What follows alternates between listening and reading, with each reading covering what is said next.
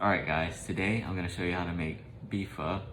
It is a very simple recipe, but time consuming, so check it out. So these cuts of beef have been soaking for about 1 to 2 hours, and all I've been doing is dumping the water, filling it back up until the water runs clear.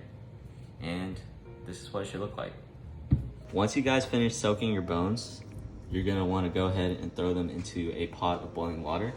And at this point, all we're gonna do is parboil just to get our bones clean. They're gonna start releasing a lot of scum, and I'll show you what it looks like. So this has been boiling for about 15 minutes, and as you can see, all the scum is releasing from the bones. So at this point, you wanna go ahead and dump all this and wash your bones. You see all this scum that's coming off the bones, you wanna make sure it is super clean.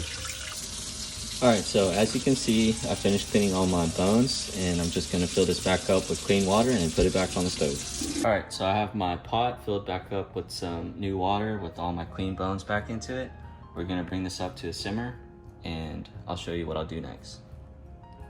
Alright, at this point, I'm going to go ahead and add some salt, some rock sugar, about this much. Alright guys, while my pot of water is coming up to boil, I'm gonna prep some of my aromatics that are gonna go in the broth. Alright, so I peeled that daikon radish and I chopped it into 3 pieces. This is gonna go in your broth. It's gonna help make it clear and add a little bit of sweetness to it. The next thing I'm gonna do is toast some dried shrimp. This is the secret ingredient. This is what's gonna add that extra umami to the broth. Man, as I'm toasting the shrimp, you can really smell the aroma coming off of it. And I can already tell you, this is gonna bring that broth to another level. Alright, so my dried shrimp just finished toasting. As you can see, they develop a darker color. And I'm gonna put these into a cheesecloth and toss them into the broth. Alright, so I have this tied up. Going into the broth. Alright, the next thing you want to do is toast your aromatics for your pho. You have star anise, you have some clove, you have cinnamon, you have coriander seed and fennel seed. So I'm going to go ahead and lift this toast until you smell the aroma. And then I'm going to put it in a cheesecloth and throw it in the broth. All my spices are nice and toasted. Put them in a cheesecloth and throw them into the broth. These are all the spices going into the broth. The broth has been simmering for about 2 hours now. And as you can see, the broth is super clear. And because of all the extra steps we took to clean the bones and soak the bones to get the blood out, you don't have to skim. You don't have to skim anything at all. Like, look, this is all clear and clean. Alright, the last things we need to do to finally complete our broth is roast our ginger, shallot, and yellow onion. So I'm throwing this into a convection oven at 500 degrees. And you want to build a deep char on all of these. Alright guys, as you can see, I just finished roasting all of these. And it took approximately 20 minutes. But yeah, this is a nice deep color you want. It's gonna add some smokiness to the broth. For your ginger, you just wanna peel it. Once you finish peeling your ginger, you can go ahead and throw it in the broth. For your onion, you just wanna peel that outer layer that's burnt. Roasted onion, plain hot potato because it's burning my hands. Drop it in the broth. This is our shallot. Just peeling it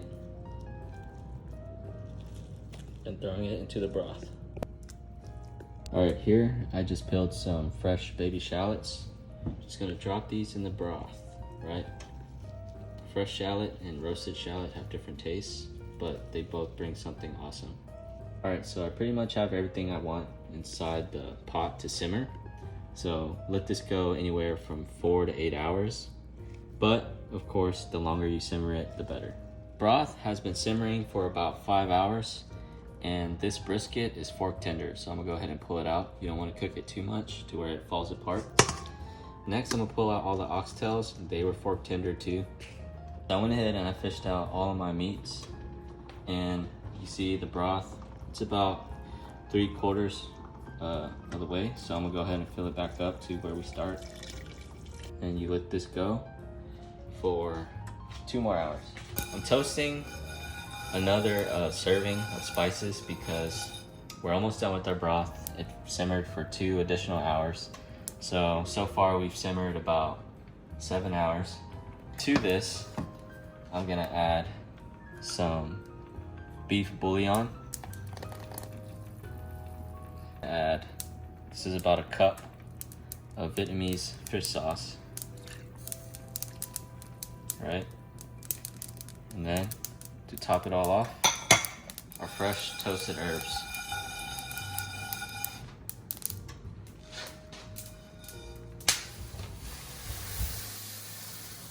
At this point, I'd let it go for an additional hour, and then it'll be ready to serve.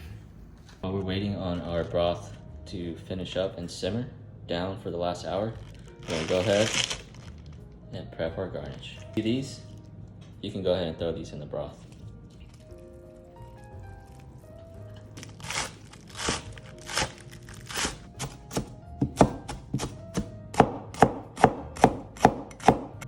All right, for your Thai basil, all you have to do is cut these stalks off, and whenever you eat and garnish, you just peel off the stem. All right, next we prep our limes. Just cut it cheap. This is our tendon. We're gonna cut it into pieces to serve. This is our beef brisket. You see the grain is running vertically, so I'm gonna cut against it. So you're gonna cut like this for a more tender bite.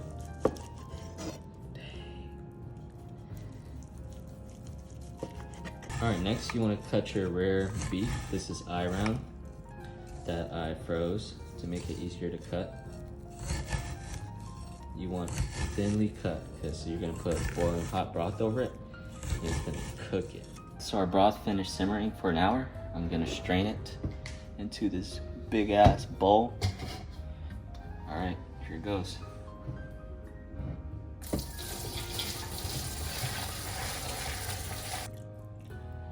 All right, once you finish straining your broth, you're left with clear, beautiful broth. Nothing will beat this. Look at this.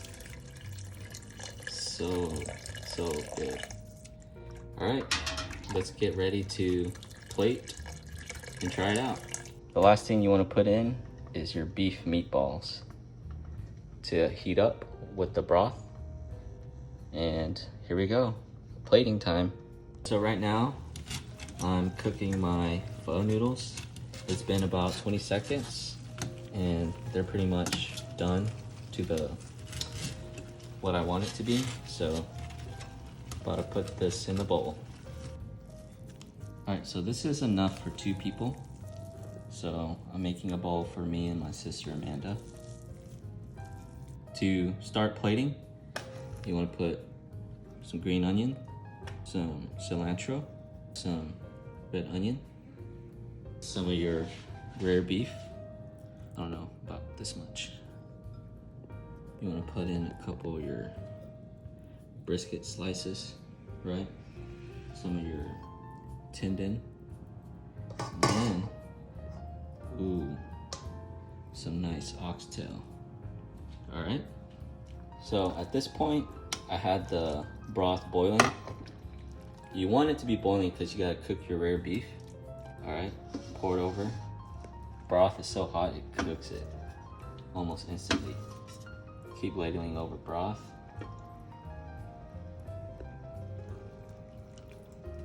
With some fresh Thai basil. Guys, you see, I just finished my bowl. Finally done. Let me see. Taste the broth. Man, this shit is so good. That shit is busting. Why your toes curling? All right, guys. In all seriousness, you heard what my sister said. It's pretty damn good. It took a total of 10 hours. Right now, I'm gonna brighten it up with some lime and go for a big bite. Let's see. Broth, put some noodle, put some of that rare beef on top with some onion. This is a bite right here.